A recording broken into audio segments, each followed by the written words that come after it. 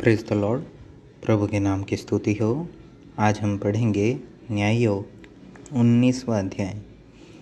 उन दिनों में जब इस्राएलियों का कोई राजा न था, तब एक लेवीय पुरुष एप्रैम के पहाड़ी देश की परली और परदेसी होकर रहता था, जिसने यहूदा के बैतलहम में की एक सुरैतीन रख ली थी।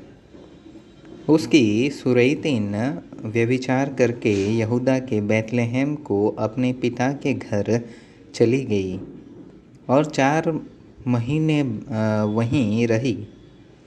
तब उसका पति अपने साथ एक सेवक और 2 गधे लेकर चला और उसके यहाँ गया कि उसे समझा बुझा कर ले आए। वह उसे अपने पिता के घर ले गई और उस जवान स्त्री का पिता उसे देखकर उसकी भेंट से आनंदित हुआ। तब उसके ससुर अर्थात उस स्त्री के पिता ने विनती करके उसे रोक लिया और वह 3 दिन तक उसके पास रहा। सो वे वहाँ खाते पीते टिके रहे। चौथे दिन जब वे भोर को सवेरे उठे और वह चलने को हुआ, तब स्त्री के पिता ने अपने दामाद से कहा, एक टुकड़ा रोटी खाकर अपना जी ठंडा कर, तब तुम लोग चले जाना। तब उन दोनों ने बैठकर संग संग खाया पिया। फिर स्त्री के पिता ने उस पुरुष से कहा, एक रात और टिके रहने को प्रसन्न हो और आनंद कर।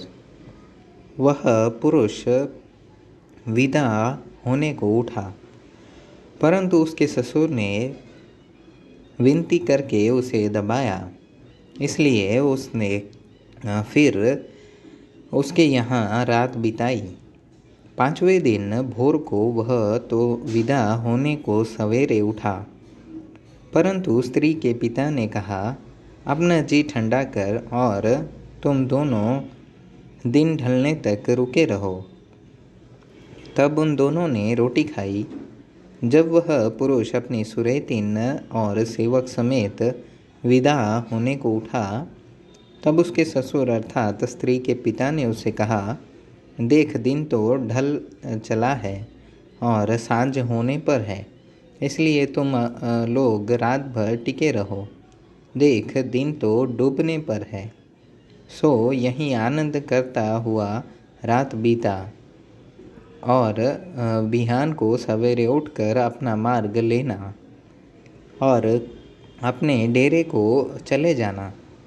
परंतु उस पुरुष ने उस रात को टिकना न चाहा, इसलिए वह उठकर विदा हुआ और काठी बांधे हुए 2 गधे और अपनी सुरैतीन संग लिए हुए यबूश के सामने तक, जो यरूशलेम कहलाता है, पहुँचा। वे यबूश के पास थे और दिन बहुत ढल गया था कि सेवक ने अपने स्वामी से कहा, आ, हम यबूशियों के इस नगर में मुड़कर टिके। उसके स्वामी ने उससे कहा, हम पराए नगर में, जहाँ कोई इस्राएली नहीं रहता, न उतरेंगे, गिबा तक बढ़ जाएंगे। फिर उसने अपने सेवक से कहा, आ, हम उधर के स्थानों में से किसी के पास जाएं। हम गिबा व रामा में रात बिताएं।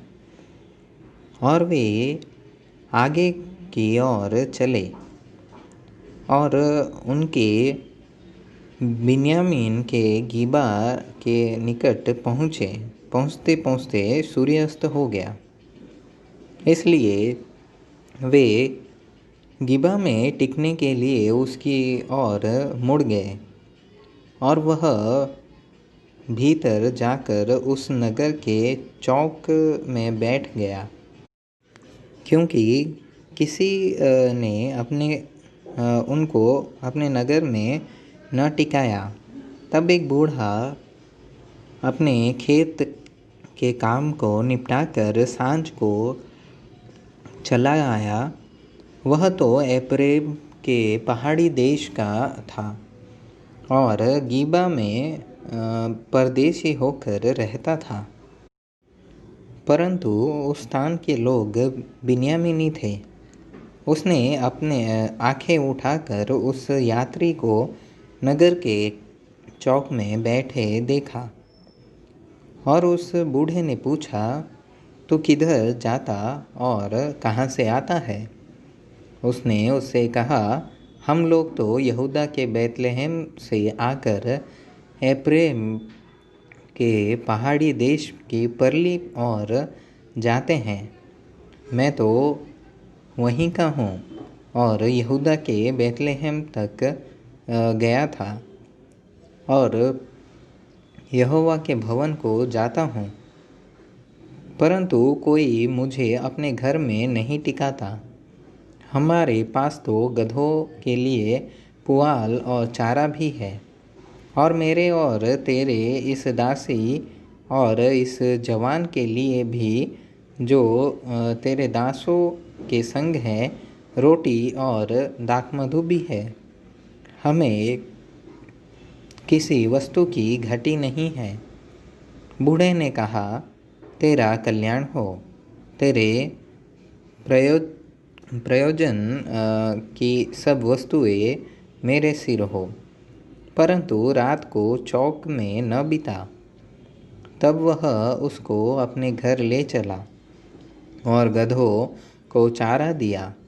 तब वे पाँव धोकर खाने पीने लगे और वे आनंद कर रहे थे कि नगर के लुच्चों ने घर को घेर लिया और द्वार को खटखटाकर घर के उस बूढ़े स्वामी से कहने लगे, जो पुरुष तेरे घर में आया उसे बाहर ले आ कि हम उससे भोग करें।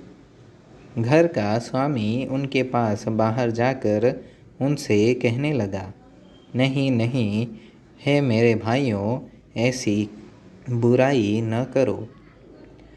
वह पुरुष जो मेरे घर आया है, इससे ऐसी मूढ़ता का काम मत करो। देखो, यहाँ मेरी कुंवारी बेटी है और उस पुरुष की सुरैतीन भी है। उनको मैं बाहर ले आऊँगा और उनका पत पानी लो तो लो और उनसे तो जो चाहो सो करो, परंतु इस पुरुष से ऐसी मूढ़ता का काम मत करो। परंतु उन मनुष्यों ने उसकी न मानी। तब उस पुरुष ने अपनी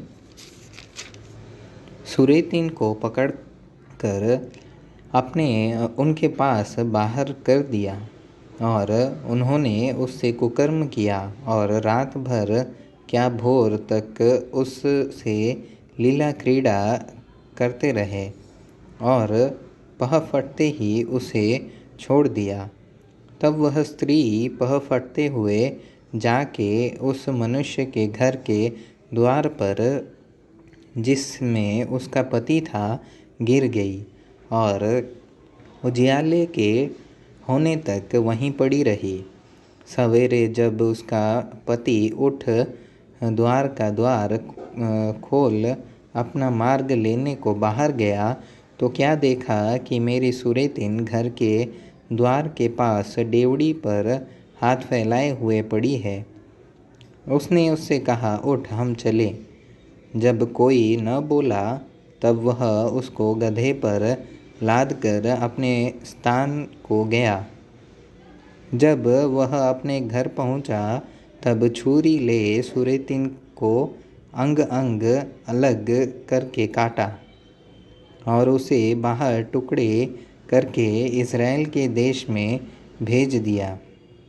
जितनों ने उसे देखा वे सब आपस में कहने लगे, इज़राइलियों के मिस्र देश से चले आने के समय से लेकर आज के दिन तक ऐसा कुछ कभी नहीं हुआ और न देखा गया, सो इसको सोचकर सम्मति करो और बताओ।